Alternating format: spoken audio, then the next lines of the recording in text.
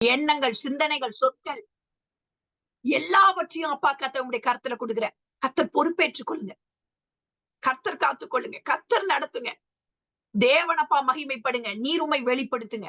அப்பா எங்களோடு கூட நீங்க பேசணும், இடைப்படணும். வந்திருக்கிற ஒருவர் ஏனோ அப்பா ஆண்டவரே நாங்க வெறுமையா திரும்பி போக கூடாது. அப்பா நீங்க எங்களிடத்துல என்னெல்லாம் பேச வேண்டி இருக்கிறதோ அத்தனை காரியங்களையும் நீர் எங்களுக்கு போதித்து நடத்துகிற தேவன் என்று நாங்கள் அறிந்திருக்கிறோம். அப்பா கர்த்தர் அனலுள்ள ஜீவியத்தை எங்களுக்கு கொடுங்க. அப்பா கர்த்தவே அனலும் இல்லாமல் குளிரும் இல்லாமல் இருக்கிறவனை வாந்தி பண்ணி போடுவேன் என்று சொல்லி இருக்கிறீங்க. அந்த மாதிரி ஜீவியம் எங்களுக்கு வேண்டாப்பா. உமக்காக வைராக்கியமாக நிற்கிற ஜனங்களாக, உமக்காக வைராக்கியமாக ஓடுகிறவர்களாக அப்பா நாங்க நிற்க நடக்க கர்த்தர் எங்களுக்கு கிருபைகளை கொடுங்க. ஜீசஸ் நேம் ஆமென். ஹல்லேலூயா. ஹல்லேலூயா. இருக்கீங்களா? ஹல்லேலூயா. எத்தனை பேர் உற்சாகமா இருக்கிறீங்க? ஹல்லேலூயா. இருக்கீங்களா? பாருங்க, இந்த நாட்கள்ல நாம் உற்சாகமா இருப்பது அவசியம். உண்மையிலே நம் ஜெபத்துல தரித்திருக்கணும், ஜெபத்துல இருக்கணும். அதிகமாக ஜெபிங்க. சோர்வுகள், நிறைய சூழ்நிலைகளை கண்டு ஜெபிக்காம இருக்க கூடாது. நமக்கு பதில் யாருகிட்டதான் இருக்கு? யாருகிட்டதான் இருக்கு? கர்த்தரிடத்துலதான் இருக்குது. பிரச்சனைக்கும் போராட்டத்துக்கும் வேற கடினமான சூழ்நிலைகளுக்கும் பதில் வேற இடத்துல இல்ல. நம்ம வேற எங்கேயோ போய் தேடி கண்டுபிடிச்சிட முடியாது. சூழ்நிலை, கஷ்டம், போராட்டம், துன்பம்னா பதில் கர்த்தரிடத்துலதான் இருக்கு. அப்ப அதிகமாக நம்ம கர்த்தருடைய பாதத்துல அமர்ந்து அந்த நாட்கள்ல இன்னும் ஆண்டவரிடத்துல நல்ல ஜெபிச்சு கர்த்தரிடத்துல நல்ல ஒரு ஃபெலோஷிப்ல கலந்து கொண்டு நல்லபடியா நம்ம ஜெபிக்கும் பொழுது கர்த்தர் அந்த சூழ்நிலைகளை மாற்றி போட வல்லமை உள்ளவராய் இருக்கிறார். ஹல்லேலூயா. ஹல்லேலூயா. நல்ல நாட்கள்ல என்ன பண்ணணுமா? நல்ல நாட்கள்ல அப்படியே மறந்துடணும் இல்லையா? ஆண்டவரை மறந்துட்டு அப்படியே அமைதியா இருந்துடணும். அப்படியா? என்ன பண்ணணும்? நல்ல நாட்கள்ல பிரயோஜனப்படுத்திக் கொள்ளணும். காலத்தை பிரயோஜனப்படுத்திக் கொள்ளுங்கள்னு இருக்கு வேத வசனம். இந்த நல்ல சூழ்நிலை இருக்கா? ஆண்டவர் நல்ல சூழ்நிலையை கொடுத்திருக்கிறாரா? நல்ல வசதியை கொடுத்திருக்கிறாரா? இப்ப கொஞ்சம் நல்லா இருக்கிறோமா? எந்த ஒரு கஷ்டமும் இல்லாம, எந்த ஒரு தேவையும் இல்லாம, எந்த ஒரு மாதிரி நல்ல சூழ்நிலை இருக்கா? மனுஷனோட இயல்பை பாருங்க. நல்ல சூழ்நிலை வந்தோன்னா ஆண்டவரை மறந்துடலாம். அது நானும் என் ஃப்ரெண்டும் பேசிட்டு இருந்தோம் நேத்து. அது அப்படித்தான் ஆயிடுது. ஆனா பாருங்க, ஆண்டவர் சொல்றாரு நல்ல நாட்கள்ல ஆண்டவரை நம்ம நினைத்து பார்க்கணுமா? ஹல்லேலூயா. ஹல்லேலூயா. இருக்கீங்களா? ஆமா. நல்ல நாட்கள் நமக்கு அனுகூலமான காலகட்டத்துல நிறைய காரியங்களை நம்ம எடுத்து ஸ்டோர் பண்ணி படிச்சு தியானிச்சு நம்மளுடைய இருதயத்துல போட்டு நம்ம பொக்கிஷத்துல ஸ்டோர் பண்ணி வச்சுக்கும் பொழுது ஒரு சில சூழ்நிலைகள், காரியங்கள், கடினமான சூழ்நிலைகள் வரும் பொழுது நாம அதுல விழுந்து போகாம நம்ம காக்கப்படும்படிக்கு நம்ம இந்த புதைத்து வைத்திருக்கோம் பாத்தீங்களா? அதுல இருந்து இந்த பொக்கிஷத்தை எடுத்து நம்ம என்ன பண்ணலாம்? வாழ்க்கை நிற்கிறதா இருக்கும். ரொம்ப முக்கியமான காரியங்கள். நல்ல நாட்கள்ல நம்ம என்ன பண்ணணும்? மௌனமா இருக்கக்கூடாது. ஏனோ தானோ என்று அப்படியே அப்படி இருக்கக்கூடாது. நல்லா துதிக்கணும், ஆராதிக்கணும். சம்டைம்ஸ் அது இருக்கு. இன்ட்ரெஸ்ட் அப்படியே குறையிற மாதிரி இருக்கும். ஒரு மாதிரி வெறுமையா இருக்கும். அது ஒரு இயல்பு, மனிதனுக்கு அப்படி வரும். ஆனா அந்த நாட்கள்ல உடனே என்ன பண்ணிடக்கூடாது? அதுலயே போயிடக்கூடாது. நம்மளை கட்டாயப்படுத்தி உட்கார வைத்து திரும்ப அந்த இன்ட்ரெஸ்ட பெற்றுக்கொள்ளும்படிக்கு ஆண்டவரே எனக்கு திரும்ப ஆர்வத்தை கொடுங்க. ஆண்டவரே நான் உண்மை தேட எனக்கு கிருபை கொடுங்க. இன்னும் அதிகமா தியானிக்க எனக்கு உதவி செய்யுங்க அப்படின்னு சொல்லி நம்மளை பயிற்றுவித்து நம்ம என்ன பண்ணணும்? நம்மளை பழக்குவிக்கிறவர்களா இருக்கணும். தீமை நமக்கு ரொம்ப பிடிக்கும். பாருங்க, எப்பவுமே பாருங்க கெட்டதுக்கு ஒரு அட்ராக்ஷன் இருக்கு. அது நமக்கு யாரும் சொல்லித்தர தேவையில்ல. பிள்ளைங்களை பாருங்க, கெட்ட பழக்கத்தை யாராவது சொல்லித்தரமா? யாராவது சொல்லி தரீங்களா உங்க பிள்ளைங்களுக்கு கெட்ட பழக்கத்தை? என்ன பதிலே பேச மாட்டேங்கிறீங்க? இருக்கீங்களா? யாரும் சொல்லி தரது இல்ல. ஆனா அதுக்கெல்லாம் இன்ட்ரெஸ்டா ஆசையா அதை பண்ணுங்க இல்லையா? எல்லாமே நல்ல பழக்க வழக்கங்களையும் நல்ல காரியங்களையும் நம்ம என்ன பண்ண வேண்டியது இருக்கு? போட்டு திணிக்க வேண்டியது இருக்கு. நம்ம ஊட்ட வேண்டி இருக்கு. அப்படித்தான். ஏன்னா இது ஒரு அநீதியான உலகம், பாவம் நிறைந்த உலகம், விழுந்து போன உலகம். இதுல அப்படித்தான் இருக்கும். அப்ப நாம என்ன பண்ணணும்? அடக்கி ஒடுக்கி நம்மளை கரெக்டா சீர்திருத்தி நம்மளை கர்த்தாவே எனக்கு நீங்க கிருபை கொடுங்கன்னு சொல்லி நாம டிசிப்ளின் பண்ண வேண்டியது ரொம்ப முக்கியமா இருக்கு. அதை ரொம்ப புரிந்து கொள்ளணும். தேவ பிள்ளைகள் இன்னைக்கு அந்த மாதிரியான பழக்க வழக்கத்தை நாம் விட்டு விடக்கூடாது. ஜெபிப்பதையும், துதிப்பதையும், வேத வாசிப்பதையும், குடும்ப ஜெபத்தையும், சபைக்கு போறதையும் இதெல்லாம் விட்டுட்டு வெற்றி மட்டும் வேணும்னு சொன்னோம்னா வாய்ப்பே கிடையாது. எப்படி கிடைக்கும்? ஆண்டவர் ஏற்கனவே நம்மளிடத்துல எல்லாம் செய்து முடிச்சிட்டார், பினிஷ்ட். அதையெல்லாம் நாம் அறிந்து கொள்ளும் பொழுதுதான், சத்தியத்தை அறிந்து கொள்ளும் பொழுதுதான் நமக்கு விடுதலை உண்டாகும். சரி, இன்னொரு அருமையான இந்த காரியங்கள்லாம் ஆண்டவர் நடத்துறத நினைச்சு பார்க்கும் பொழுது எனக்கு ரொம்ப சந்தோஷமா இருந்தது. பேசிட்டு இருக்கும் பொழுது ஏன் பைபிள் படிக்கணும், ஏன் ஜெபிக்கணும், ஏன் நம்ம பண்ணணும் அப்படின்னு சொல்லி சில கேள்விகள்லாம் அப்படியே நாங்க டிஸ்கஸ் பண்ணிட்டு இருந்தோம்.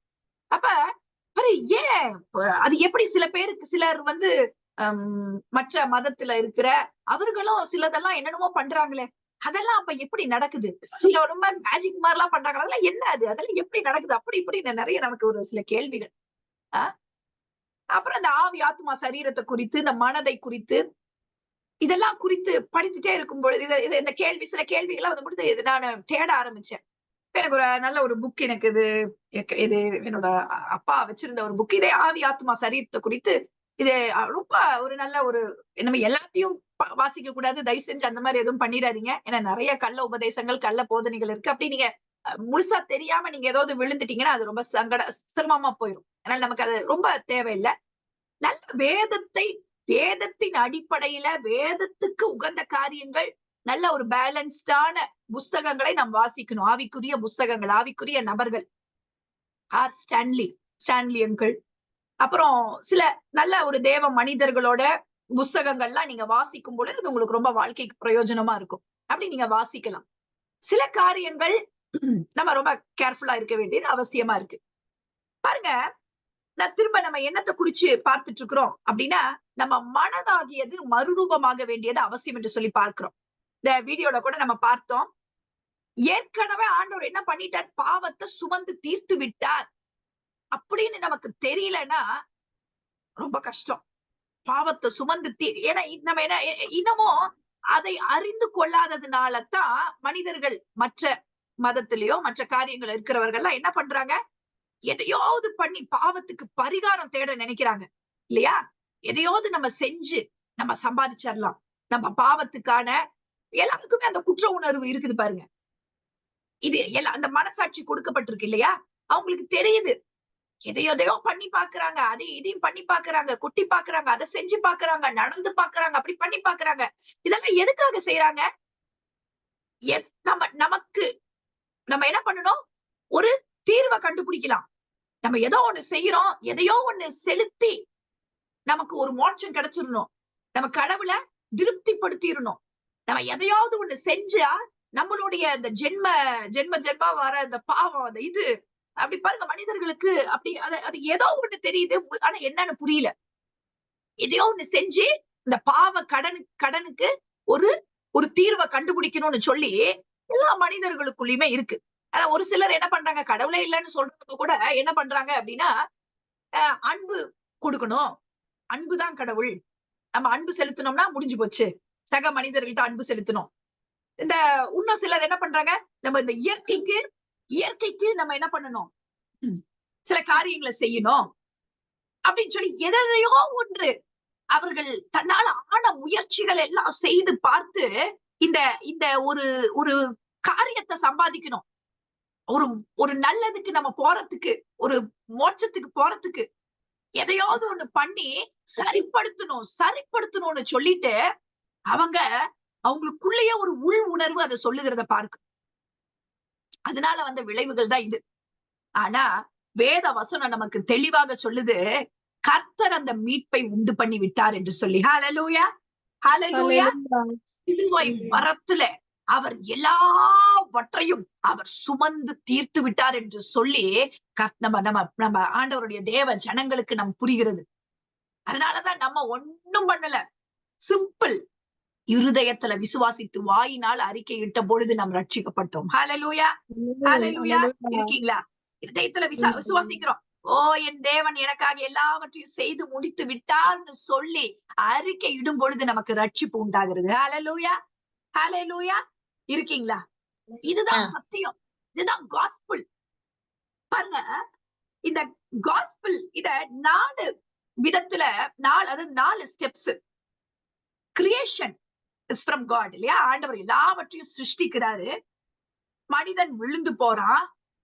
மனுஷன் விழுந்து போன உடனே ஆமா, அந்த பாவம் அது பாவம் உள்ள நுழையுது, பாவத்தினால ஆட்கொள்ளப்படுகிறான், எல்லாமே இழந்துடுறான். ஆவியில ஒரு மரணம், சரீரத்துல மரணம் செட் ஆயிடுது, வியாதி உள்ள நுழைஞ்சிருது, நிலத்துல விதைக்கும் பொழுது முள்ளும் குறுக்கும் பிறப்பிக்கும், எல்லாமே சாபமா இருக்கும் அப்படின்னு சொல்லி எல்லாத்துலயுமே ஒரு அநீதியும் அக்கிரமமும் பயமும் திகிலும் எல்லாமே ஆட்கொண்டுருச்சு.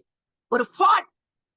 இதுல இருந்து எல்லாம் ரத்தம் சிந்துதல் இல்லாமல் பாவ மன்னிப்பு இல்லை என்று சொல்லி, அதுதான் நியமம், நியதி. இதுதான் நிறைய பேர் கேட்பாங்க, நிறைய இந்த விதண்டாவாதம் முடிச்சவங்க பாத்துருக்கீங்களா?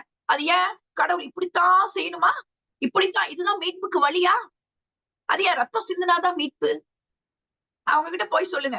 என்ன சொல்லணும் தெரியுமா? நான் அப்படிதான் நான் ரொம்ப இப்படி இது மாதிரிலாம் கேள்விகளுக்கு பதில் சொல்றது என்னன்னா, ஒரு பிரியாணி வேணுமா? பிரியாணி வேணும்னா நீங்க ஒண்ணும் பண்ண வேணாம். அரிசி, பாஸ்மதி அரிசி ஒரு ஒரு ஒரு டம்ளர் எடுத்து முழுங்கிருங்க. ஒரு டம்ளர் எடுத்து முழுங்கிட்டு, எல்லா மசாலையும் எடுத்து போட்டுட்டு, கொதிக்க கொதிக்க தண்ணிய வச்சு அப்படியே ஊத்திக்கோங்க வாயில. வயித்துல போய் பிரியாணியா மாறிடும். இதெல்லாம் செய்வாங்களா?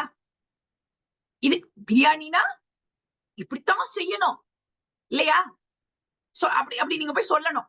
சரியா? இப்படி எல்லாம் வேதண்டாவாதமா கேள்வி கேட்டா, இந்த மாதிரிலாம் கேட்டா பாருங்க, இதெல்லாம் பொல்லாங்க சத்ரு நமக்கு நமக்குமே அப்படி வரும். நான் இல்லைன்னு சொல்லல, நம்ம குற்றப்படுத்தல, எனக்குமே அப்படி எல்லாம் வந்திருக்கு. ஏன் ஆண்டவரே இப்படித்தான் நீங்க மீட்பை உண்டு பண்ணணுமா? அது எல்லாருக்கும் வரும். ஆனா நான் சொல்றேன், சிலர் இத வேணும்னே அப்படி கேட்கறவங்க இருக்காங்க. பட் நியாயமா நமக்கு எல்லாருக்குமே டவுட் வந்திருக்கு, எனக்கும் வந்திருக்கு.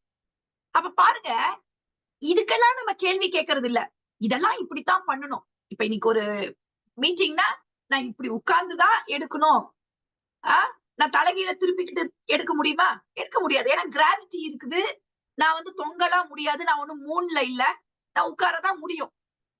இதெல்லாம் ஒரு பிரின்சிபிள நம்ம ஃபாலோ பண்றோம். ஒரு விதிமுறைகள், ஒரு ஃபார்முலா. யாரோ சொன்னாங்க 1+1 is 2ன்னு இல்லையா? நம்புறோம். நம்பி அந்த விதிமுறைகளை நம்ம ஃபாலோ பண்றோம். 1+1னா இன்னமும் 2ன்னு தான் நம்ம போடுறோம். அந்த மாதிரி எல்லாமே ஒரு பிரின்சிபிள். இப்படித்தான் ஆண்டவர் செட் பண்ணி இருக்கிறார். அதை புரிந்து கொள்ளணும். அந்த மாதிரி ரத்தம் சிந்துதல் இல்லாமல் பாவ மன்னிப்பு இல்லை என்பது ஒரு நியதி, ஒரு ஒரு லா. எப்படி இந்த உலகத்துல கிராவிட்டி அப்படிங்கிற ஒரு ஒரு ஒரு சக்தி இருக்கோ, அதாவது ஒரு பிரின்சிபிள், ஆண்டவர் அப்படித்தான் படைச்சிருக்காரு. அதனாலதான் நம்ம தரையில நிக்கிறோம். புவியீர்ப்பு விசை இல்லையா? அது இல்லைன்னா நம்ம என்ன பண்ணிட்டு இருப்போம்? அந்தரத்துல பறந்துட்டு தான் இருக்கணும். புவியீர்ப்பு விசை இருக்கிறதுனால நம்ம அப்படி இருக்கிறோம். இப்படி இந்த மாதிரியான சூரியன் உதிக்கணும், அப்புறம் நைட் ஆனா சந்திரன் வரணும், இப்படி ஆண்டவர் ஒரு நியதிய, ஒரு எல்லாவற்றையும் ஒரு ஒழுங்கும் கிரமமுமாக, இது இப்படித்தான் இருக்கணும், இது இந்தந்த வகையில இருந்தாதான் நல்லது, இது அப்படித்தான் இருக்கணும், இதுக்கு இதுதான் தீர்வு என்று சொல்லி எல்லாவற்றையும் ஒரு பிரின்சிபல் ஆண்டவர் அப்படித்தான் படைச்சிருக்கிறார். அப்படித்தான் ரத்தம் சிந்துதல் இல்லாமல் பாவ மன்னிப்பு இல்லை என்று சொல்லி பார்க்கிறோம். ஆனா நமக்காக நாம் பிதாவோடு கூட ஒப்புரவாக்குவதற்காக ஆண்டவராகிய இயேசு கிறிஸ்து நமக்கு மீட்பை உண்டு பண்ணுவதற்காக இழந்த யாவற்றையும், மனிதன் இழந்த யாவற்றையும், அவனை பாவத்திலிருந்து, சாபத்திலிருந்து, அதனுடைய விளைவுகள்ல இருந்து, வியாதியிலிருந்து, தரித்திரத்திலிருந்து, எல்லா மரணத்திலிருந்து, எல்லாவற்றிலிருந்து மீட்பதற்காக கர்த்தர் மீட்பை உண்டு பண்ணுகிறார். அதற்காகத்தான் அவர் சிலுவையில அத்தனையும் சுமந்து தீர்க்கிறார் என்று சொல்லி பார்க்கிறோம். ஹல்லேலூயா, ஹல்லேலூயா. இருக்கீங்களா? இருக்கீங்களா? ஹல்லேலூயா. அத்தனை காரியத்தையும் அவர் சுமந்து தீர்க்கிறார். அத்தனை காரியத்தையும் அவர் சுமக்கிறவராய் இருக்கிறார் என்று சொல்லி பார்க்கிறார். கர்த்தர் ரொம்ப அவர் நல்ல தேவனாய் இருக்கிறார். மனித குலத்தை அவர் விரும்புகிறவராக, மனிதனை நேசித்து அதை அவர் செய்கிறார் என்று சொல்லி பார்க்கிறோம். இதுதான் ரிடம்ஷன். மீட்பு. Drama of redemption. மீட்பு நமக்கு எல்லாவற்றையும் உரிதாக்கி கொடுத்திருக்குது. அதனாலதான் இன்னைக்கு நீங்களும் நானும் உட்கார்ந்துட்டு இருக்கிறோம். நம்ம ஏதோ அப்படியே நம்ம செஞ்ச பாவத்துக்கெல்லாம் நான் என்னங்க பெருசா பாவம் செஞ்சேன் அப்படின்னுவாங்க. பாருங்க, அந்த 10 கற்பனைகளை ஃபாலோ பண்ணாத எல்லாருமே பாவிகள் தான். யாருமே எல்லாரும் வீணா சொல்லுவாங்க, நான் 10 கற்பனைகளை ஃபாலோ பண்றேங்க, ஃபாலோ பண்ணி இருக்கிறேன், எனக்கு எதுக்குங்க ரட்சிப்பு, எனக்காக எதுக்குங்க ரத்தம் சிந்தப்படணும், இப்படி சொல்லுவாங்க. ஆனா பாருங்க, அதுல இருக்கிறது என்ன தெரியுமா? வேணா 9 கற்பனைகள், தாயும் தகப்பனையும் கனம் பண்ணுவ, இதை பண்ணுவ, அதை பண்ணுவ. 10வது சொல்லுது இச்சையாதிருப்பாயாக. அப்படின்னா என்ன தெரியுமா? மனசுல நினைக்கிறதே பாவமா. என்ன அது? அடுத்த மேல ஒரு எரிச்சல் வருது பாருங்க, அதுவே பாவம். நீ கொலை செஞ்சேன்னு தோணுது. யாராவது அப்படி சொல்ல முடியுமா? அந்த மாதிரிலாம் நான் என் வாழ்க்கையில நான் செய்ததே இல்ல. யாரு மேலயும் நான் அப்படியே என்ன நேசிக்கிறது மாதிரிதான் நான் மத்தவர்களையும் நேசிச்சிருக்கிறேன். நான் அந்த மாதிரி நான் செஞ்சதே இல்ல. நான் என் லைஃப்ல நான் கோவமே பட்டதில்ல. நான் யாரையுமே அப்படி ஒரு பொருளை கூட அப்படிலாம் நான் நினைச்சதே கிடையாது. அப்படிலாம் யாராவது சொல்ல முடியுமா? அப்படிப்பட்ட பரிசுத்தவான்கள் யாராவது இருக்கீங்களா? இருக்கீங்களா? இல்லல்ல. யாருமே அதை ஃபாலோ பண்ண முடியாது. ஏன்னா தட்ஸ் காட் ஸ்டாண்டர்ட். புரிந்து கொள்ளணும். நம்ம ரொம்ப மனுஷன் பாருங்க, நான் பண்ணிடுவேன், நான் அதை செஞ்சிருவேன், நான் அவ்வளவு சூப்பர். மனிதனால அது முடியாதது. அதை புரிந்து கொண்டு நம்ம அர்ப்பணிக்கிறவர்களுக்கு அந்த ரட்சிப்பு சொந்தமாகுது. அதான் பாருங்க, கர்த்தர் தமக்காக பக்தி உள்ளவர்களை தெரிந்து கொள்றாங்களாம். எந்த மதத்துல இருந்தாலும் அவங்க அவங்க தேடுறாங்க பாருங்க, அவர்களை எல்லாம் தனக்கு சொந்தமாக ஆண்டவர் இழுத்துகிறார் அப்படி சொல்லி வேதத்துல வாசிக்கிறோம். பக்தி உள்ளவர்களை தனக்காக ஆண்டவர் தெரிந்து கொள்ளுகிறார் என்று சொல்லி அவங்க எப்படியாவது பாருங்க ஆண்டவரை ஏற்றுக்குவாங்க. நீங்க வேணா பாருங்க, அப்படிதான் சாரும் கூட பக்தி உள்ளவர்களை தனக்காக தேவன் தெரிந்தெடுத்துக்கிறார் என்று சொல்லி பார்க்கிறோம். ரிடம்ப்ஷன், அந்த மீட்பை ஆண்டவர் நமக்கு உரிதாக்கி கொடுத்திருக்கிறார். நம்ம சம்பாத்தியத்தினால இது நடக்கல. இது கடைசி ஸ்டெப் என்ன? ரெஸ்டோரேஷன். புதிய வானம், புதிய பூமி, மரணம் பரிகரிக்கப்பட்டுரும். எல்லாமே முழுமையா ஒண்ணுமே இல்லாம பாவங்கிற அந்த பிசாச என்ன பண்ணிடுவார் ஆண்டவர்?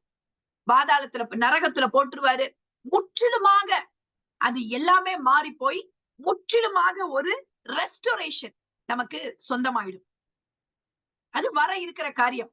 ஆனா மீதி இந்த 3 காரியம் ஏற்கனவே நடந்து முடிஞ்சது இல்லையா? கிரியேஷன் நடந்து முடிஞ்சிச்சு, ஃபால் நடந்தது. அதுல இருந்து ரிடம்ஷன், மீட்பு நமக்கு நடந்து முடிந்த ஒரு காரியம். ஹalleluya, ஹalleluya. இனி வர இருக்கிற காரியம் இல்ல. இனி வர இருக்கிற காரியம் ஒருவேளை புதிய வானம், புதிய பூமி, மரணமே இல்லாத ஒரு உலகம், எல்லாமே பாவமே இல்ல, பாவத்தின் பிரசனமே, பாவங்கிற அந்த தூண்டுதலே இல்லாத ஒரு வாழ்க்கைக்குள்ளாக நம்ம வர போறோம். ஆனா இப்பவும் உங்களுக்கும் எனக்கும் தூண்டுதல் இருக்கு. ஏன்னா பிசாசு இருக்கிறான், இதை செய், அதை பண்ணு அப்படின்னு நம்மள டீவியேட் பண்ணுகிற எண்ணங்களை கொடுப்பதற்கு பிசாசு ஒருத்தன் இருக்கிறான் இல்லையா? அந்த தூண்டுதலே இல்லாம எப்ப ஆயிரும் தெரியுமா?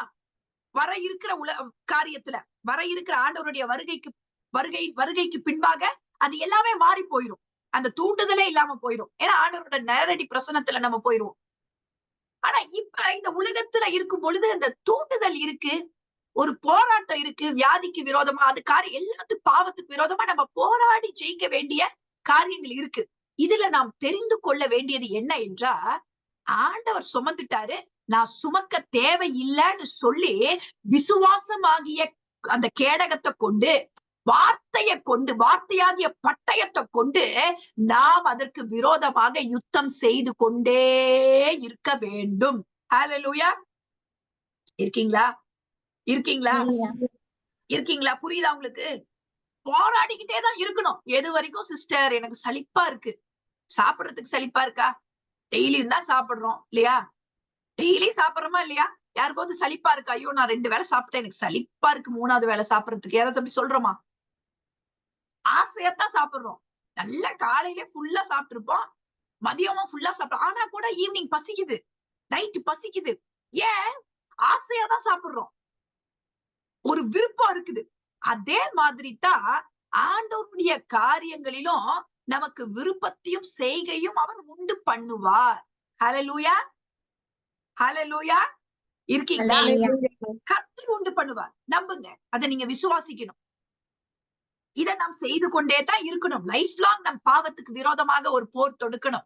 நம்மளுடைய வியாதி, கஷ்டங்கள், துன்பங்கள், தரித்திர நிலைமைகள், அது இது எது வந்தாலும் அதுக்கு விரோதமாக எதிர்த்து நின்று என் தேவன் சிலுவையில நமக்கு சம்பாதித்து கொடுத்திருக்கிறார். அது நான் என்ன பண்ண மாட்டேன், நான் விருதாவாக்க மாட்டேன். கர்த்தர் என் குடும்பத்துல என் ரட்சிக்கப்படாதவர்கள் மாறுவாங்க, என் சூழ்நிலைகள் மாறும், என் கடனுக்கு நான் தற்கொலை பண்ணிக்க தேவையில்லை, என் வாழ்க்கை இப்படி இருக்கிறனால நான் சாக வேண்டாம், என் சூழ்நிலை இப்படி இருக்கிறனால நான் ஈல்டாக தேவையில்லை, என் கர்த்தர் எனக்கு உண்டு, அவர் எனக்காக மீட்பை கொடுத்திருக்கிறார் அப்படின்னு சொல்லி இந்த மீட்பு புரிந்தாதான் வாழ முடியும்.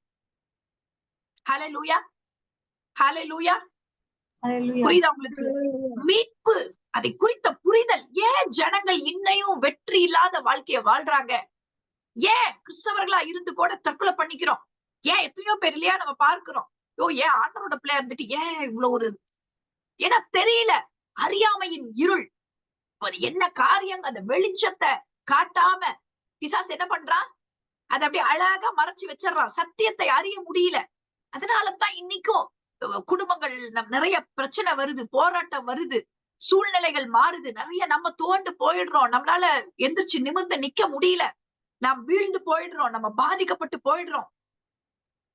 ஏன்னா நமக்கு என்ன இல்ல, சத்தியத்தை குறித்ததான வெளிப்பாடு, ஒரு அறிவு இல்லாததுனால நாம விழுந்து போகிறவர்களா இருக்கிறோம். அதனாலதான் பிரியமான தேவ ஜனமே, வார்த்தைகளை தியானிப்பது, நமக்கு இந்த மாதிரியான காரியங்களை கற்றுக்கொள்வது நமக்கு ரொம்ப அவசியம், ரொம்ப அவசியம். போட்டு வச்சிருக்கேன், நம்ம என்னெல்லாம் கற்றுக்கொள்ள வேண்டும். விசுவாசம்னா என்னன்னு அடுத்து நான் டாபிக்ஸ் யோசிச்சுட்டு இருக்கிறேன். இந்த காரியத்துக்கு அப்புறம் நம்ம எதை குறிச்சு தியானிக்கணும், எதை குறிச்சு இந்த மாதிரி வெனஸ்டே மீட்டிங்லயோ அல்லது வெனஸ்டேவோ அல்லது சாட்டர்டேவோ நம்ம எடுக்கும் பொழுது எதை குறித்து தியானிக்கணும்? அன்பை குறித்து தியானிக்கணும். இன்னைக்கு அன்பு இல்ல, அன்பு தனிஞ்சு போன காலமா இருக்கு. அதனாலதான் நம்ம குடும்பத்துல பிரச்சனையும் போராட்டமும் நம்மளால சமாளிக்க முடியல. நமக்கு இல்ல, எனக்கு இல்ல. அப்ப ஆண்டவர் எந்த அன்பை பத்தி பேசுறாரு? ஏன் நம்மளால மறக்க முடியல, மன்னிக்க முடியல? அப்ப அது எப்படி முடியும்? அப்ப நம்மளோட அன்பு வைத்து முடியாது. அந்த அன்பு டிஃபரெண்ட் அன்பு, அகாபே அன்பு அப்படின்னு சொல்லி நம்ம வாசிக்க நமக்கு புரியாததுனாலதான் நம்ம வாழ்க்கையில அநேக காரியங்கள்ல வெற்றியாக நம்மளால வாழ முடியல. ஹல்லேலூயா, இருக்கீங்களா? இருக்கீங்களா? ஹல்லேலூயா. நல்லா புரிந்து கொள்ளணும். பாருங்க, நம்ம கடந்த வாரத்துல நம்ம பார்த்தோம், பொருளாதாரத்துல ஒரு பெரிய நெருக்கடிகள், நிறைய கிறிஸ்தவ ஜனங்களுக்கு நிறைய அந்த இதுல ஒரு அண்டர்கோ பண்றோம் இல்லையா?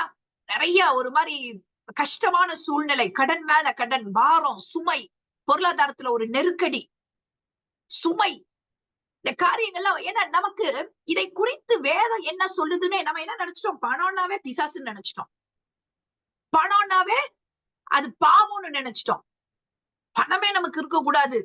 இப்படி அதை குறித்ததான புரிதல் இல்லாததுனால நமக்கு என்ன ஆயிடுதுன்னா, ஒரு ஒரு ஒரு நமக்கு ஒரு தெரிஞ்ச அந்த 4 வசனம், பொருளாசை எல்லா தீமைக்கும் வேர், பண ஆசை எல்லா தீமைக்கும் வேர், சில காரியங்கள் இருக்கு இல்லையா? அதெல்லாம் பார்த்த உடனே நமக்கு என்ன ஆயிடுது?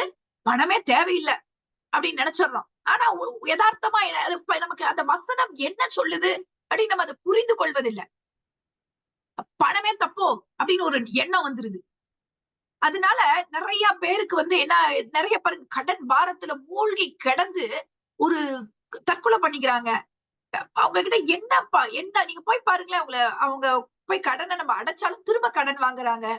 இப்படிப்பட்ட நபர்கள் எல்லாம் நான் சந்திச்சிருக்கிறேன். எப்படி இந்த எண்ணத்தை அவங்க எப்படி அவங்களோட வாழ்க்கையில ஒரு ஆண்டவரை, இந்த தரித்திர நிலைமைகள் மாறாத ஆண்டவரை, இது உமால கூடாதா என்று சொல்லி எனக்கெல்லாம் நிறைய கேள்வி இருந்திருக்கு. என்ன பண்றது, எப்படி ஹெல்ப் அவுட் பண்றதுன்னே தெரியாது. நம்ம எத்தனை பேர் கடன் அடைக்க முடியும்? நினைச்சு பாருங்க, நம்ம எத்தனை பேர்த்தோட கடன் அடைக்க முடியும்? என்ன நம்ம செய்ய முடியும்? எத்தனை பேருக்கு நம்மளால முடிந்த அளவுக்கு ஹெல்ப் பண்ணலாம். பட் எத்தனை பேரை நம்மளால காப்பாற்ற முடியும்? அப்ப எனக்குள்ள ஒரு பாரம் இருந்தது. ஆண்டவரே, இப்படிப்பட்ட சூழ்நிலைகள் மாறணும். எங்க தேவைகளை சந்திக்கிறவர் நீர், நீதிமானோட பிள்ளைகள் அப்பத்துக்கு ஏங்கி திரிகிறது இல்லைன்னு சொல்லி இருக்கிறீங்க. இப்படிப்பட்ட சூழ்நிலைகள், இதுக்கு தற்கொலை முடிவு இல்லையே, என்ன சூழ்நிலையா இருந்தாலும் கர்த்தரால மாற்ற முடியுமே அப்படின்னு சொல்லும் பொழுதுதான் இதை குறித்த நல்ல ஒரு பாடத்தை நாம் கற்றுக்கொள்வது அவசியம் என்று சொல்லி பார்க்கிறோம். ஹல்லேலூயா, ஹல்லேலூயா, இருக்கீங்களா? கர்த்தர் நமக்கு தேவையானவைகளை போதிக்கிற தேவன். ஹல்லேலூயா. அதான் நம்ம பார்த்தோம், நம் மனமானதுதான் மறுரூபமாகணும். பாருங்க, ஆண்டவர் வானத்துல எந்த பேங்க்கும் வச்சிருக்கல. நிறைய பேருக்கு இப்படி ஒரு நினைப்பு, கடன்னா உடனே ஆண்டவர் என்ன பண்ணுவார்? கூரையை பிச்சுட்டு காக்கா மூலியமா ஒரு கொத்தா கொண்டு ஒரு பணத்தை போட்டுருவாரு. நான் எல்லா கடனையும் அடைச்சிருவேன், அப்புறம் நான் நல்லா ஆயிடுவேன். இப்படி ஒரு நினைப்பு நிறைய பேருக்கு. ஏன்னா காக்கா கொண்டு சாப்பாடு கொடுத்துச்சு பாத்தீங்களா? அதனால நிறைய பேருக்கு இந்த மாதிரி ஒரு நினைப்பு, ஒரு இது பாருங்க. அப்படியும் ஆண்டவர் போஷிப்பார், நான் இல்லன்னு சொல்லல. ஆனா இதுதான் வழின்னு நினைச்சுக்காதீங்க. அப்படித்தான் ஆண்டவர் பண்ணுவார்னு நினைச்சுக்காதீங்க. ஆண்டவர் நமக்கு எப்படி, அவர் ஒண்ணும் அங்க பேங்க் ஆஃப் ஹெவன் இல்ல, அங்க பணத்தை அச்சடிக்கல. நம்மளோட கரன்சி வேற, அது கள்ள பணமா மாறிடும். அப்படி ஆண்டவர் பண்றது கிடையாது. நம் மனதானது இதை குறித்த மறுரூபம் ஆகும் பொழுது நமக்கு இதுல ஒரு காரியங்கள்ல ஒரு மாற்றம் உண்டாகிறத நம்ம பார்க்கிறோம். ஹல்லேலூயா. நான் எப்படி உங்களுக்கு சொன்னனோ, அதாவது நான் நினைச்சிட்டு இருந்தேன், ஆண்டவரை குறிச்சு எனக்கு என்ன பிக்சர் இருந்தது தெரியுமா? ஏன்னா தெரியல எனக்கு, நான் வளர்ந்த சூழ்நிலையா, நான் கேட்டதாவது எனக்கு தெரியல. ஆண்டவர்னாவே என்ன பொறுத்த வரைக்கும் நான் நினைச்சிருந்தது, இதை நம்ம யாரையும் சொல்ல முடியாது, நான் என்னோட அண்டர்ஸ்டாண்டிங் அப்படி இருந்தது. நான் ஒழுங்கா பைபிள் வாசிக்கல. எனக்கு இருந்த நாள் நான் கேட்டதெல்லாம் அப்படி கேட்டனா, எனக்கு என்னன்னு தெரியல. நான் ஆண்டவரை பத்தி நினைச்சிட்டு இருந்தேன். ஆண்டவர்னு ஒருத்தர் இருக்கிறாரு. அவர் வந்து எப்படா எந்த மனுஷனை எதையாவது ஒண்ணு கொடுத்து அவங்கள ஏதாவது ஒண்ணு பண்ணி பார்த்து அதுல அவங்க நிக்கிறாங்களா, டெஸ்ட் பண்ணி பார்த்து அதுல அதாவது சோதனையை கொடுத்து நிக்கிறாங்களா அப்படின்னு சொல்லி பாப்பாரு. ஆனா அது நமக்கு முடியவே முடியும். எதையாவது எல்லாத்தையும் புடுங்கி புடுங்கி பாப்பாரு. அவரோட சித்தோன்னு நம்ம ஜெபிச்சிடவே கூடாது. அவரோட சித்தோன்னு ஜெபிச்சிட்டோம், ஒண்ணு ஒண்ணா எடுத்துட்டு போயிடுவாரு. அப்புறம் அவ்வளவுதான். நம்மளால அதை வந்து தாங்கிக்க வேற முடியாது. நம்ம மறுதளிக்கவும் கூடாது. எப்படா இதெல்லாம் செய்யறது அப்படின்னு சொல்லிட்டு ஆண்டவர் குறிச்சு எனக்கு ஒரு பயம் மட்டும்தான் இருந்திருக்கே தவிர, அவர் ஒரு தகப்பனாகவோ அப்பாவாகவோ ஒரு நல்லவராகவோ நான் நினைச்சு பார்த்ததே கிடையாது. நரகத்துல போட்டு எரிக்கிற ஒருத்தரா இருக்கிறாரு, அவ்வளவுதான் எனக்கு தெரியும். நரகத்தை குறிச்சு எனக்கு பயங்கர பயம் சின்னதுல எல்லாம். ஐயோ, என்னை நரகத்துல போட போறாரு, நான் பயந்து பயந்து ஐயோ நான் எதுவும் பண்ணிடக்கூடாது, பயம்தான் இருக்கும். ஒரு விடுதலையே எனக்குள்ள இருந்தது இல்ல. ஏன்னா எனக்கு இருந்த பிக்சர் அப்படி வேற. ஆனா ஆண்டவர் என்ன மீட்டெடுத்ததுக்கு அப்புறம், ஏன்னா நான் ஆண்டவர் அறிந்த புள்ள, எனக்கு தெரியும். ஆனா பாருங்க, எனக்குள்ள அது அதிகமா இருந்தது. ஏன்னா நான் ஒழுங்கா பைபிள வாசிக்கிறேன். அப்புறம் தான் எனக்கு தெரிஞ்சிச்சு, ஷோ கர்த்தர் நல்லவர். ஹல்லேலூயா, ஹல்லேலூயா. எனக்காக சிலுவையில அவர் பலியானார். எனக்காக அவர் ரத்தத்தை கொடுத்திருக்கிறாரு. நான் பரலோகம் வரணுங்கிறதுக்காக ஏன் பாவத்தை சுமந்து தீர்த்த ஒரு தேவாதி தேவனை நான் ஆராதிக்கிறேன் என்பதை நான் அறிந்து கொண்டேன். ஹல்லேலூயா, ஹல்லேலூயா. நான் எதையும் செஞ்சுலாம் அதை சம்பாதிக்க முடியாது என்பதை நான் அறிந்து கொண்டேன். நான் எதையோ ஒண்ணு செஞ்சு அந்த ரட்சிப்பை நான் சம்பாதிச்சிடலாங்கிறத அந்த தப்பு கணக்க எடுத்து போட்டார் கர்த்தர். ஹல்லேலூயா. ஏன் நீதியினால நான் நிற்க முடியாது, ஏன் சொந்த பலத்தினால என்னால நிற்க முடியாது. நான் நிற்கிறேன் என்று சொன்னால் அது கர்த்தருடைய கிருபை என்று சொல்லி நான் புரிந்துகிட்டேன். ஹல்லேலூயா, ஹல்லேலூயா. இது ஒரு விடுதலையின் நற்செய்தி, ஒரு விடுதலையின் நற்செய்தி. புரிந்து கொள்ளணும். அப்ப பாருங்க, அப்ப இந்த அறிவு எனக்குள்ள ஒரு நெருக்கம், ஒரு ஆசை. அதுக்கப்புறம் நான் அதுக்கு முன்னாடி சர்ச்சுக்கு போவேன், ஜெபிப்பேன். ஆனா அது வந்து பயந்துகிட்டு, ஐயோ நரகம் வேற எரிஞ்சிட்டு இருக்கும், நம்மளால சின்ன சூடு வந்தா நான் பயந்துவேன். இந்த சூடையே நம்மளால தாங்க முடியல, நரகத்துல போட்டுருவாரே அப்படின்னு எனக்கு பயந்துட்டு இருப்பேன். அவ்வளவு பயமா இருக்கும். ஆனா அதுக்கப்புறம் பாருங்க, நான் பயந்துகிட்டு பைபிள் வாசிக்கல, பயந்துகிட்டு ஜெபிக்கல, ஆசையா அப்பா கிட்ட ஓடி வரதா இருக்கு. ஆசைப்பட்டு படிக்கிற இந்த காரியங்களை எப்படி வெற்றி பெறணும், இந்த காரியங்களை என்ன நான் புரிந்து கொள்ளணும், இந்த காரியங்களை நான் தெரிந்து கொள்ளணும், என் ஆண்டவரோடு கூட நான் பேசணும், என் ஆண்டவரோடு கூட உறவாடணும், என் தேவனை இன்னும் நான் அறிந்து கொள்ளணும், என் தேவனோட இன்னும் கூட நான் ஐக்கியமா இருக்கணும், அவர் என்னோட அப்பா என்ற உறவின் அடிப்படையில என்னுடைய அந்த காரியம் கட்டப்படுகிறது. ஹல்லேலூயா. there is lot of difference. பயபக்தி வேற பாருங்க, பயபக்தி வேற. அதனை நம்ம தப்பா புரிஞ்சுக்க கூடாது. பயபக்திங்கிறது வேற. ஏன்னா பைபிள்ல சொல்றது பயபக்தி, பயம் இருக்கணும், அது வந்து வேற. நான் சொல்ற பயம் உங்களுக்கு புரியுதுன்னு நினைக்கிறேன். புரியுதா? ஹல்லேலூயா. இருக்கீங்களா? இருக்கீங்களா? ஹல்லேலூயா. பாருங்க, இது எல்லாம் எப்படி நமக்கு புரிஞ்சுக்க முடியுது? சத்தியத்தை அறிவீர்கள், சத்தியம் உங்களை விடுதலை ஆக்கும் என்று சொல்லி பார்க்க. அப்ப இந்த காரியங்கள் எல்லாத்தையும் நம்ம புரிந்து கொள்ளும் பொழுதுதான் பாருங்க இந்த உறவுல வளர முடியுது. அதே போலதான் இந்த பொருளாதாரத்தை குறித்து நாம் சரியான புரிதலுக்குள்ளாக வரும் பொழுது நாம அதுல ஆசீர்வதிக்கப்பட முடியும். ஹல்லேலூயா. சரி, 1 கொரிந்தியர் 10வது அதிகாரம் 13வது வசனத்தை ஒருவர் வாசிங்க.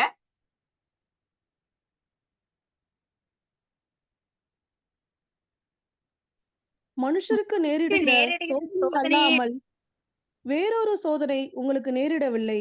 தேவன் உண்மை உள்ளவராய் இருக்கிறார். உங்கள் திராணிக்கு மேலாக நீங்கள் சோதிக்கப்படுகிறதற்கு அவர் இடம் கொடாமல் சோதனை தாங்கிக் கொள்ளத்தக்கதாக சோதனையோடு கூட அதற்கு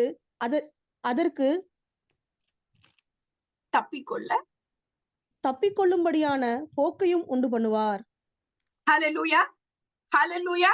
அப்ப பாருங்க, பிரச்சனை போராட்டம் காரியங்கள் வரும் பொழுது நம்ம சோர்ந்து போக தேவையில்லை. மனுஷனுக்கு நேரிடுகிற சோதனையே அல்லாமல் எனக்கு வந்த கஷ்டம் யாருக்குமே வந்துடக்கூடாது இந்த உலகத்துல. அப்படி இல்லாம மனிதனுக்கு நேரிடுகிற சோதனையே அல்லாமல் வேற எதுவும் நமக்கு இல்ல. கர்த்தர் கண்டிப்பாக அதுக்கு தப்பி செல்ல போக்கை உண்டு பண்ணுவார். ஹல்லேலூயா. இருக்கீங்களா? அல்லேலூயா. ஹalleluya. ஆமா, தப்பிக்கிறதுக்கு போக்க உண்டு பண்றார். அந்த இதுல சூழ்நிலையில தாங்கி பிடிச்சு நம்மள வெளியில கொண்டு வரதான் கர்த்தர் பாக்குறாரு. யார் நினைச்சிடாதீங்க, நம்ம மண்ணை போட்டு புதைச்சு உள்ள தள்ளுறவர் தேவன் அல்ல. அவர் அப்படிப்பட்ட தேவன் அல்ல. அது பொல்லாத சத்துரு. நம்ம காப்பாற்றி நம்மளை மூச்சு விட வைக்கிறவர் தான் தேவன். ஹalleluya. ஹalleluya. இருக்கீங்களா? அப்ப பாருங்க, ஒரு வசனம் சொல்லுது, கர்த்தர் தீமையினால் சோதிக்கிறவர் அல்ல. ஹalleluya. இருக்கீங்களா? கர்த்தர் என்ன பண்றாரா? ஆமா, இந்த தீமை இதனால வந்துச்சு, இது கர்த்தர் தீமையினால் அவர் சோதிக்கிறவர் அல்ல. நம்ம வாசிக்கிறோம், நன்மையான யாதொரு ஈவும் பரத்தில் இருக்கிற ஜோதிகளின் பிதாவின் இடத்திலிருந்து வருகிறது. ஹalleluya. உங்களுக்கு புரியுதா? அல்லேலூயா. இது எனக்கு நல்லது, இது எனக்கு ஆண்டவர் கொடுத்து, அது உங்க இஷ்டம். அது நீங்க நல்லதுன்னு வச்சுக்கிட்டீங்கன்னா, இந்த இந்த இந்த துன்பம் எனக்கு ரொம்ப நல்லது, இந்த இந்த இது எனக்கு ரொம்ப நல்லது அப்படி நீங்க நினைச்சிட்டீங்கன்னா, அதாவது பாருங்க, நம்மள கரெக்ட் பண்ணிக்கணும். நல்லா புரிந்துக்கோங்க. ஒரு கஷ்டம் வரும்பொழுது, ஒரு துன்பம் வரும்போது நம்ம சரி செய்து கொள்ளணும். ஐயோ, நான் இந்த காரியத்தை ஏதாவது நான் மிஸ் பண்றேனா, ஏதாவது நான் விட்டுருக்கேனா அப்படின்னு சொல்லி சரி செய்து கொள்ள வேண்டும். ஆனா எல்லா அதுல இருந்து வெளியில வரதான் பார்க்கணும். நம்ம ரொம்ப அதை என்கரேஜ் பண்ணி அதை உங்களுதான் உரிமை பாராட்டி நீங்களே வச்சுக்கிட்டீங்கன்னா அதுக்கு ஆண்டவர் பொறுப்பு கிடையாது. இது இருந்தா தான் நான் நிறைய பேர் நான் சொல்ல கேட்டிருக்கேன், எனக்கெல்லாம் இந்த வியாதி இருக்கணும், அப்பதான் நான் ஒழுங்கா இருப்பேன். நான் சொல்லி கேட்டிருக்கேன். அது இல்லைன்னா நானும் ரொம்ப ஆடிடுவேன். அதனால எனக்கு அது இருக்கிறது நல்லது. ஆனா அழுவாங்க. யூஸ் கிடையாது. புரிஞ்சுக்கணும். நீங்க என்ன விரும்புறீங்க? உங்களுக்கே ஒரு கிளாரிட்டியில ஒண்ணு விடுதலை வேணுமா, இல்ல என்ன வேணும்னு நினைக்கிறீங்க? நல்லா புரிந்து கொள்ளணும். ஞானமா ஜெபிக்கணும், ஞானமா கேட்கணும், நல்ல ஞானமா நடந்து கொள்ள வேண்டும். ஆண்டவரே, நான் கனி எப்படி கனி கொடுக்க முடியும்? நல்லவங்களா எப்படி வாழ முடியும்? கர்த்தரோடு இணைந்திருந்து அவரோட வார்த்தையில பலப்பட்டு ஜெபித்து துதித்து அப்படி இருக்கும் பொழுது கனி கொடுக்க முடியும். தானாய் கனி கொடுக்க முடியாது. நல்லவர்களா கனினா என்ன? அன்பு, சமாதானம், சந்தோஷம், சாந்தம், இச்சையடக்கம், தயவு, நற்குணம், இதெல்லாம் நம்ம காண்பிக்க வேண்டியது. அதெல்லாம் நம்மளால எப்படி கொடுக்க முடியும்? கர்த்தரோடு இணைந்திருப்பதற்காக. சில தீமையான காரியங்கள் நடக்கும் பொழுது நாம் சரி செய்து கொள்ள வேண்டும். ஒருவேளை சிக்ஷையோ காரியமோ எதா இருந்தாலும் சரி செய்து கொள்ள வேண்டும். அதை சரி செய்து கொண்டு அது நீங்கும்படி கர்த்தரிடத்துல நம்ம ஜெபிக்கணும். அதை நம்ம அதை குறித்த கன்ஃபியூஷன்ஸ் நம்ம பண்ணிக்க கூடாது. சரி, பாருங்க, சங்கீதம் 27:5 வேகமாக எடுத்து வாசிங்க. சங்கீதம் 27:5. தீங்கு நாளில் அவர் என்னை தம்முடைய கூடாரத்தில் மறைத்து, என்னை தமது கூடார மறைவிலே ஒளித்து வைத்து, என்னை கன்மலையின் மேல் உயர்த்துவார். தீங்கு நாளில் அவர் என்ன பண்றாரா? நம்மள கூடார மறைவுல ஒளித்து வைத்து கண்மலை மேல வச்சு பாதுகாக்கிறது தான் நம்ம தேவன். ஹல்லேலூயா. ஹல்லேலூயா. இருக்கீங்களா? சரி, இதே ஒரு வசனத்தை வாசிங்க. சங்கீதம் 41:1. ரெண்டு வாசிங்க. அவனை பாதுகாத்து அவனை உயிரோடே வைப்பார். பூமியில் அவன் பாக்கியவானாய் இருப்பான். அவன் சத்துருக்களின் இஷ்டத்திற்கு நீர் அவனை ஒப்புக்கொடீர். ஹல்லேலூயா. ஹல்லேலூயா. ஆமா, சத்துருக்களோட இஷ்டத்துக்கு நம்மள ஒப்பு கொடுக்காத தேவன் என்று சொல்லி நம்ம பார்க்கிறோம். அடுத்தது பாருங்க, 49:5. என்னை தொடர்களுடைய அக்கிரமம் என்னை சூழ்ந்து கொள்ளும். தீங்கு நாட்களில் நான் பயப்பட வேண்டியதென்ன? ஆமா, நாம இப்போ ஒரு கடினமான சூழ்நிலைகள், கடினமான நாட்கள்ல நம்ம பயப்பட தேவையில்லை. ஏன் என்று சொன்னா, கர்த்தர் நமக்கு துணையாக ஆதரவாக இருக்கிறதுனால். அவர் எப்படிப்பட்டவர்? அப்பா. நாம் தவறு செய்யும் பொழுது மன்னித்து அந்த கெட்ட குமாரன் நல்ல குமாரன் காரியத்தை யோசிச்சுக்கணும். மனம் திரும்பி வருகிறவர்களை புறக்கணியாத தேவன். ஹல்லேலூயா. புரிஞ்சுக்கிட்டீங்களா? மனம் திரும்புகிறவர்களை, ஒருவேளை தவறு செய்து, ஒருவேளை ஏதாவது காரியங்கள் செய்திருந்தாலும் சரி, மனம் திரும்பும் பொழுது, மனம் வருந்தும் பொழுது வச்சுக்கிட்டு நீ வந்த உடனே போட்டு சாத்துன்னு சாத்துல, நீ வேலைக்காரனா தான் இருக்கணும்னு சொல்லல. மனம் திரும்பி வருகிறவர்களை புறக்கணியாத தேவன். எப்பொழுதுமே தேவன் எப்படிப்பட்டவர்னா, எந்த நிலைமையில இருந்தாலும் சரி, எழுந்தவனை திரும்ப கட்டி எழுப்பி அவனை தூசி எல்லாம் தட்டி புது வஸ்திரத்தை போட்டு மோதிரத்தை போட்டு அவனுடைய ஸ்தானத்தை அவனுக்கு கொடுத்து அழகு பார்க்கிற தேவன். ஹல்லேலூயா. இருக்கீங்களா? இருக்கீங்களா? ஹல்லேலூயா. அப்ப நமக்கு எது தடையாக இருக்கு அப்படின்னு சொல்லி பாத்தீங்கன்னா, இந்த மனதுதான். இந்த மனதுன்னா இந்த பிரெயின் நினைச்சுக்காதீங்க. நான் சொன்னது போல மனது என்பது என்னது? அந்த அறிவாற்றல் நிறைந்த பகுதி, அந்த டெசிஷன் எடுக்கிறோம் பாருங்க, அந்த பகுதி. மூளைய நினைச்சிடக்கூடாது, பிரெயின் தான் என் மனதோன்னு நினைச்சிடக்கூடாது. மனது அது கிடையாது. ஆத்துமாங்கிறது பிரெயின் கிடையாது, பிரெயின் நினைச்சிடக்கூடாது. அப்ப அந்த டெசிஷன் எடுக்கிற இடம், அந்த தீர்மானம் எடுக்கிற இடம், அந்த எமோஷன்ஸ் நிறைந்த இடம், இதெல்லாம் தான் அந்த மனதுக்கு அடுத்த பகுதிகள். அப்ப பாருங்க, அந்த மனதுதான் நமக்கு தடையா இருக்கு. அந்த கெட்ட குமாரனுக்கு எது தடையா இருந்து அவன் போய் வேலைக்காரனா போகணும் அப்படின்னு அவனுக்கு எது தடையா இருந்துச்சு அப்படின்னா, அவனோட அப்பாவை பத்தி அவனுக்கு தெரியல. அப்பா வந்து அவன் அவன் அவன் பாருங்க, அவன் போக்குள்ளே அப்பா என்னை ஏற்றுக்கொள்வார், நான் திரும்ப என் அப்பா கிட்ட போய் என் அப்பாவோட பிள்ளையா இருப்பேன் அப்படின்னு சொல்லாம வேலைக்காரனா இருப்பேன் அப்படின்னு அவனுக்கு அது புரியல. அந்த புரியாததுதான் காரியம். அட்லீஸ்ட் அவனுக்கு எது தடையா இல்ல, நான் போவே கூடாது, நான் இங்கே இருந்து சாக வேண்டியதான் அப்படின்னு சொல்லி அவன் நினைக்கல. இன்னைக்கு அநேக ஜனங்கள், அநேக ஈவன் கிறிஸ்தவ ஜனங்கள் இப்படிப்பட்ட, நாளாம் ஜெபிக்க எனக்கு தகுதி இல்ல, நான் பைபிளை தூக்க தகுதி இல்ல, நான் திருவிருந்து எடுக்க எனக்கு தகுதி இல்ல, நான்லாம் சர்ச்சுக்கு போறதுக்கு எனக்கு தகுதி இல்ல, எனக்கெல்லாம் ஊழியம் செய்ய தகுதி இல்லைன்னு சொல்லி தாங்களை கண்டம்னேஷன் குற்றப்படுத்தி கொண்டு உட்கார்ந்துட்டு இருக்கிறாங்க. அதனாலதான் அவங்களால வாழ்க்கையில அடுத்த கட்டத்துக்கு உயர முடியாமல் இருக்கிறது. உங்களுக்கு புரியுதா? அந்த கண்டம்னேஷனை கர்த்தர் எப்படி தெரியுமா, ரொம்ப ஆச்சரியமா இருக்கும். நீங்க பாருங்களேன், அந்த நிருபங்கள் எல்லாம் எடுத்து வாசிச்சீங்கன்னா, பரிசுத்தவான்களே பரிசுத்தவர்களுக்கு எழுதுகிறது, கிறிஸ்துவுக்கு பிரியமானவர்களுக்கு எழுதுகிறது சொல்லிட்டு தான் நீ இதை செய்யக்கூடாது, நீ இந்த தீமையை செய்யக்கூடாது, நீ அது பாருங்க. அப்ப அதை படிக்கும் பொழுதே ஆச்சரியமா இருக்கும். ஆண்டவர் உட்கார வச்சுட்டு தான் நம்மளை சரிப்படுத்துறார். ஹல்லேலூயா. எப்படி ரட்சிக்கப்பட்டோம்? பாவத்துக்கு மனம் வருந்துரும், நம்ம எல்லாம் சரி பண்ணதுக்கு அப்புறம் தான் உனக்கு ரட்சிப்புன்னு சொல்லல, அவர் உட்கார வச்சுட்டு சரிப்படுத்துறாரு. புரியுதா உங்களுக்கு? ஹல்லேலூயா, ஹல்லேலூயா. ஆமா, உட்கார வச்சுட்டு சரிப்படுத்துறாரு. ஒண்ணு ஒண்ணா புடுங்கி எறிகிறாரு. இதுதான் தேவன். அப்ப இந்த பொருளாதாரத்துல ஒரு இன்னமும் அந்த கஷ்டம், அந்த நெருக்கம் இருப்பதற்கு நம்ம மனது ஒரு தடையாக இருக்கிறத நம்ம பார்க்கிறோம். சரி, 49:5 வாசிச்சிட்டீங்களா? சரி, எபேசியர் 6:13 வாசிங்க. எபேசியர் 6:13 சீக்கிரமா வேகமா வாசிங்க, ஒரு 5 நிமிடம். எபேசியர் 6:13. ஆகையால் தீங்கு நாளில் அவைகளை நீங்கள் எதிர்க்கவும் சகலத்தையும் செய்து முடித்தவர்களாய் நிற்கவும் திராணி உள்ளவர்களாகும்படிக்கு தேவனுடைய சர்வாயுத வர்க்கத்தையும் எடுத்துக்கொள்ளுங்கள். ஹல்லேலூயா.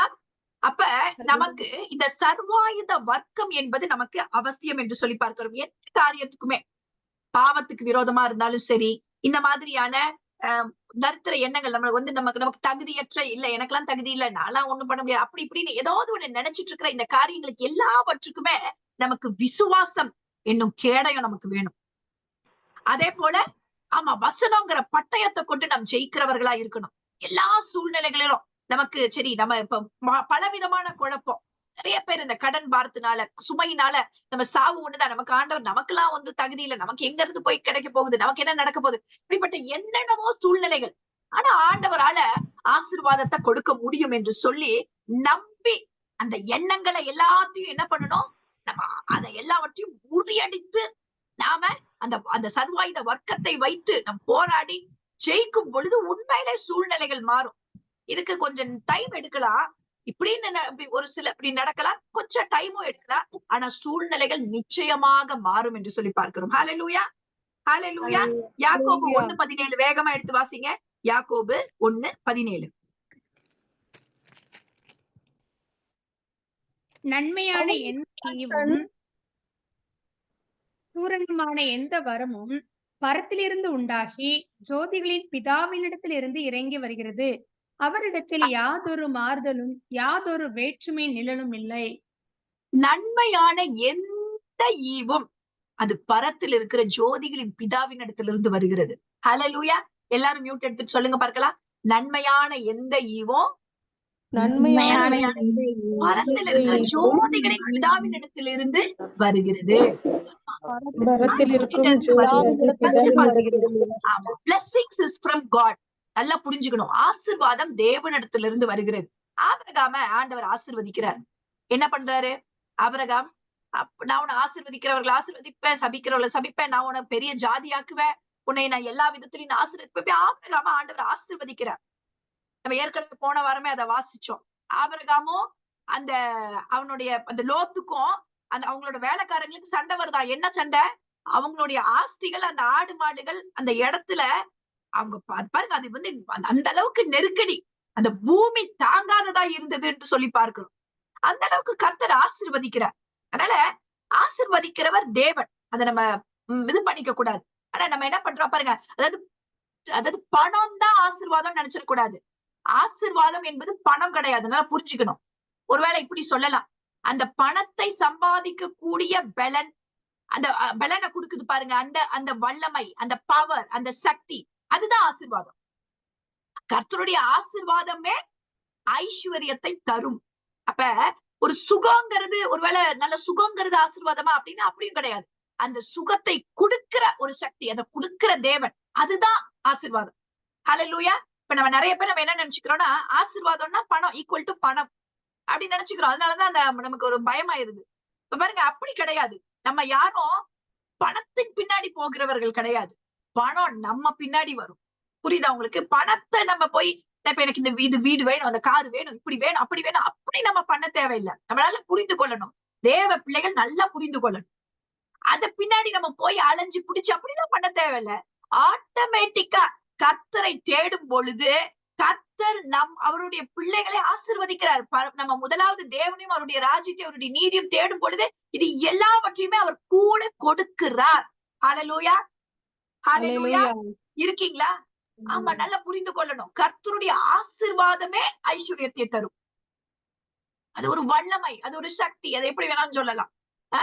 அது நமக்கு பலனை கொடுத்து நம்மளை சம்பாதிக்க வைக்கிற ஒரு ஒரு ஒரு ஒரு வல்லமை, எப்படியோ அதை சொல்லலாம். அவங்க புரிந்து கொள்ளும் விதத்துல நீங்க எடுத்துக்கொள்ளலாம். நல்லா நீங்க புரிந்து கொள்ளுங்க. நம்ம பணத்து பின்னாடி போக தேவையில்லை. அதே போல ஆசீர்வாதத்தையே பார்த்துக்கிட்டு ஆசீர்வதிக்கிற தேவனை நம்ம மறந்து போறக்கூடாது. இந்த பயத்தினாலதான் நிறைய பேர் என்ன நினைச்சோம்னா, பணம்னாவே பேய்கிட்டு இருந்து வருதுன்னு நினைச்சோம். அதனால அது ஒரு பெரிய தடையா நம்ம பார்க்கிறோம். நமக்கு வேலையில ஒரு உயர்வு, ஐயோ வேணாம்ப்பா பயமா இருக்குன்னு, கடனோடயே இருந்துக்கலாம் எதுக்கு அப்படின்லாம் கூட நிறைய பேர் சொல்லி பார்த்திருக்கேன். கடன் பாருங்க, அது கர்த்தருடைய திட்டம் கிடையாது. நல்லா புரிஞ்சுக்கணும். நீயோ கடன் வாங்காது இருப்பாய், நீ கடன் கொடுக்கிறவனா இருப்பாய். இது கர்த்தருடைய திட்டம். அப்படி நம்ம நம்ம அழைக்கப்படலை. நம்ம நல்லா புரிந்து கொள்ளணும். கர்த்தர் அந்த அந்த அந்த இந்த காரியங்களை எல்லாம் நம்ம என்ன பண்ணணும்ன்றத புரிந்து கொள்ளும் பொழுது ஒரு பெரிய விடுதலை நமக்கு உண்டாகுது. சரி பாருங்க, ஏன்னா இதை நான் ஏன் சொல்றேன்னா, நிறைய மிஸ் அண்டர்ஸ்டாண்டிங்ஸ் இருக்கு. நான் ஒரு தடவை கேம்புக்கு போயிருந்தப்ப ஒரு பொண்ணு வந்தாங்க. இந்த பொண்ணு வந்துட்டு என்கிட்ட பயங்கர எனக்கு புரியவே இல்லை அவங்க என்ன பண்றாங்கன்னு எனக்கு புரியல. அவங்க என்னவோ ஒரு சர்ச் குரூப், அது என்னன்னு ஒரு ராங் டாக்டர் குரூப், எனக்கு புரியவே இல்லை. அந்த நிறைய பேசிட்டு இருந்தாங்க, நிறைய கேள்வி கேட்டாங்க. இப்ப இருக்கிறது எல்லாமே போய் நீங்க பண்றது எல்லாமே அது வந்து நல்லது இல்ல. ஏன்னா பைபிள்ல என்ன இருக்குன்னு பாருங்க அப்படின்னாங்க. என்ன இருக்கு அப்படின்னு, பழைய ஏற்பாட்டு நாட்கள்ல என்ன, சாரி அப்போஸ்தலர் நாட்கள்ல என்ன நடந்தது, அவங்க எல்லாமே அவங்களோட ஆஸ்திகளை, அந்த எல்லா சொத்தையும் வித்துட்டு என்ன பண்ணிட்டாங்களாம், காமனா வச்சு எல்லாருமே காமனா அனுபவிச்சாங்களாம் அப்படின்னு சொல்லி சொல்லிட்டு இருந்தாங்க. எனக்கும் இது ஒண்ணுமே என்னடா இவங்க சொல்ல வராங்க, ஒண்ணுமே புரியல அப்படின்னு நினைச்சு அப்படியே கேட்டுட்டு இருந்தேன். அப்ப அவங்க சொன்னாங்க, நம்ம இப்படி எல்லாம் வச்சிருக்க கூடாது, நம்ம இந்த மாதிரி எல்லாம் ட்ரெஸ் பண்ண கூடாது, இந்த மாதிரி கலரெல்லாம் போட்டுக்க கூடாது, நகை போட்டுக்க கூடாது, நம்ம எதையுமே விரும்ப கூடாது, நம்ம எல்லாரும் ஒரே இடத்துல இருக்கணும், எல்லாத்தையும் வித்துட்டு ஒரு நல்ல பொண்ணு, வாலிப பொண்ணு, சூப்பரா இருக்கு, அழகா இருக்குது, ஒரு பாவமா பரிதாபமா ஒண்ணுமே போல ரொம்ப வெள்ளைன்னு சொல்லியுமா பாவம் அப்படிதான் வந்துச்சு. நான் ரொம்ப நல்ல பொண்ணு, ரொம்ப பரிசுத்தவான்னு நான் அதுக்கு சாப்பாடு எல்லாம் வாங்கி நான் நல்லா உட்கார்ந்துட்டு நானும் கேட்டுட்டே இருந்தேன். அப்புறமா தான் யோசிச்சு பார்த்தா ஏதோ ஒரு ராங் டாக்டரினோட குரூப். நம்ம எல்லாத்தையும் வித்துட்டு அப்படி இருக்கணும், குடும்பத்தெல்லாம் விட்டுட்டு வந்திருக்கும் போல. அப்படியா என்னன்னு எனக்கு அது சரியா தெரியல. பட் அந்த மாதிரி அப்ப பாருங்க, எவ்வளவு ஒரு ராங் டாக்டரின்ஸ் அந்த நாட்கள்ல. அது எதனால நடந்தது, ஏன் அதை எல்லாத்தையும் வித்துட்டு காமனா இருந்தாங்க அப்படிங்கிறதுக்கு சரித்திரபூர்வமா வேற காரணங்கள் இருக்கு. நல்லா புரிஞ்சுக்கணும். இன்னைக்கு நிறைய குழப்பம், நகை போடக்கூடாதுன்னு ஒரு குழப்பம், கலர் ட்ரெஸ் போடக்கூடாதுன்னு குழப்பம், அடுத்தது இந்த மாதிரி எல்லாம் வித்துடணும், எதுவுமே நம்ம கிட்ட இருக்கக்கூடாதுன்னு குழப்பம், ஒரு நல்ல ஒரு பிக்னிக் எல்லாம் போய் இயற்கை காரியங்கள்லாம் நம்ம ரசிச்சிடக்கூடாது, இந்த மாதிரி நிறைய கள்ள போதனைகள். ஒன்னா இந்த எக்ஸ்ட்ரீம் இல்லைன்னா அந்த எக்ஸ்ட்ரீம். ஒரு பேலன்ஸ்டு லைஃபே நமக்கு கிடைக்கிறது இல்ல. புரிந்து கொள்ள வேண்டும் பிரியமான தேவ ஜனமே. இந்த மாதிரியான எக்ஸ்ட்ரீம் எண்டுக்கு போயிடக்கூடாது. அப்படிலாம் நம்ம சொல்லல. அது நம்ம எந்த சூழ்நிலையிலும் மனரம்யமாய் வாழ நாம் கற்றுக்கொள்ள வேண்டும். என்று நம்ம போதிக்கப்பட்டிருக்கிறோம். வாழ்ந்திருக்கோம் நமக்கு தெரியணும், தாழ்ந்திருக்கோம் நமக்கு தெரியணும், எல்லா சூழ்நிலையிலும் நம்ம நடந்துக்க நமக்கு தெரியணும். ஆனா தரித்திரத்தோடையே கடனோடையே நான் அப்படியே சாகணுங்கிறது கர்த்தருடைய திட்டம் கிடையாது. ஏனென்றால் கர்த்தர் நம்மை ஆசீர்வதிக்கிறவர். கர்த்தருக்கு அடுத்த காரியங்கள்ல நமக்கு நான் போன வாரமே சொன்னேன், நம்ம வீடு ஆண்டவர் எதுக்கு கொடுத்திருக்கிறாரு? வீட்டுல நல்ல குடும்பமா சந்தோஷமா வாழ்வதற்கு, நல்ல ஒரு பிரேயர் மீட்டிங்ஸ் நடத்துவதற்கு. நமக்கு கார் எடுத்து கொடுத்திருக்கிறாரு, குடும்பமா சந்தோஷமா பிக்னிக் போலாம், வரலாம், குடிக்கலாம், சர்ச்சுக்கு போறதுக்கு, மீட்டிங் போறதுக்கு. எல்லாமே ஆண்டவர் இந்த உலகத்தை ஆண்டவர் எதுக்கு படைச்சாரு? நாம வாழ்றதுக்கு தான். ஆண்டு கொண்டு நல்லா வாழணும், இதன் மூலியமா தேவனுடைய நாமம் மகிமைப்படுவதற்காக. பிள்ளைகளை எதுக்கு ஆண்டவர் கொடுக்கிறாரு? பிள்ளைகளே தப்புனுவாங்க, பிள்ளைகளே தப்பு, திருமணமே தப்புனுவாங்க. அப்படி கிடையாது. பிள்ளைகள் என்னவா? கர்த்தரால வருகிற சுதந்திரம். அவன் ஆசையா இதெல்லாம் ஆண்டவர் பார்த்து சந்தோஷப்படுகிறார். நாம் நல்லா வாழணும், நாம் நல்லா பிழைத்து இருக்கணும், நம்ம நல்லா உடுத்தணும். நம்ம பூவுக்கே அவ்வளவு உடுத்துறனே, உனக்கு நான் உடுத்து வைக்க மாட்டேனா அப்படின்னு சொல்லி கேக்குற. புரியுதா? நான் அதுக்கே அவ்வளவு கலர்ஃபுல்லா நான் உடுத்துனா உன்னை எப்படி நான் விட்டுருவேங்கிற. அப்ப நம் நல்லா இருப்பது கர்த்தருடைய சித்தம் என்பதை மனதுல பதித்து வைத்துக் கொள்ள வேண்டும். எத்தனையோ காரியங்களை நம்மளால ஒருத்தருக்கு 2 பேத்துக்கு ஹெல்ப் பண்ண முடியும். எல்லா கடன்ல இருக்கிறவங்களை நம்மளால மீட்டெடுக்க முடியாது. அவர்களுடைய சிந்தனைகள், அவர்களுடைய மனது மாறும் பொழுது, ஓ கர்த்தர் நம்ம ஆசீர்வதிக்க சித்தமா இருக்கிறார்னு அவங்க புரிந்து கொள்ளும் பொழுது உண்மையிலே வாழ்க்கை மாறும். ஹல்லேலூயா. இருக்கீங்களா? இருக்கீங்களா? ஏன்னா என் வாழ்க்கையில நான் அனுபவித்திருக்கிறேன். ஓ பொருளாதார விதமா கர்த்தர் என்னை ஆசீர்வதிக்க விரும்புகிறார்னு சொல்லி நான் அக்செப்ட் பண்ணி நான் புரிந்து கொள்ளும் பொழுதுதான் மாற்றம் வரும். நல்லா புரிந்து கொள்ளுங்க. எதுவுமே நான் நினைக்காம கர்த்தர் எதையும் திணிக்க மாட்டார். அப்படிலாம் திணிக்கவும் அப்படி மாறவும் முடியாது. சுகம் வேணும்னு நீங்க விரும்பணும். அப்பதான் அது அந்த வார்த்தைகளை எடுத்து நீங்க வாசிக்கணும். பொருளாதாரத்துல எனக்கு இந்த கடன் எனக்கு மாறணும், எனக்கு ரொம்ப கஷ்டமா இருக்கு, ரொம்ப நெருக்கமா இருக்கு, என் பிள்ளைங்களாம் ரொம்ப கஷ்டம், அதை குறித்து நீங்க ஜெபித்து அதை எடுத்து வாயில வைத்து, ஆண்டவரே எனக்கு இந்த ஒரு விடுதலை கொடுங்கன்னு சொல்லி நீங்க ஜெபிக்கும் பொழுது காரியங்கள் மாறும். ஹல்லேலூயா. அதுக்கு முன்பாக உங்களுக்கு என்ன தெரிந்திருக்கணும்? கர்த்தர் என்ன ஆசீர்வதிக்க விரும்புகிறார், கர்த்தர் நான் நல்லா வாழ்வதை விரும்புகிறார் என்று சொல்லி உங்களுக்கு ஒரு எண்ண மாற்றம் வரும் பொழுது அதுல ஒரு மாற்றம் வரும். தொடர்ந்து அடுத்த வாரமும் சில காரியங்களை நம்ம பார்க்கலாம். கர்த்தர் ஆசீர்வதிப்பாராக. ஆமென்.